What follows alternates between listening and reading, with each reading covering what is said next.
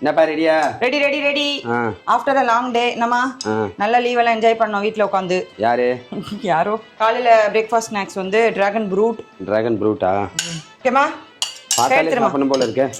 நான் செஞ்ச எல்லாமே அப்படிதான்டா. டேய் டிராகன் ஃப்ரூட் எங்கடா செஞ்ச? இந்த வாய் டிராகனா போல. வாய் டிராகன் மாதிரி ஆயிடும். யாரோட பிள்ளடா அது?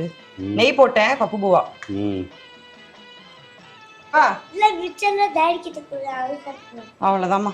எது? பாத்துக்க. இது பேர் என்ன? Potato fry. நீ செய்யலையா? பக்கத்து வீட்ல இருந்து வாங்கிட்டு வந்தியா?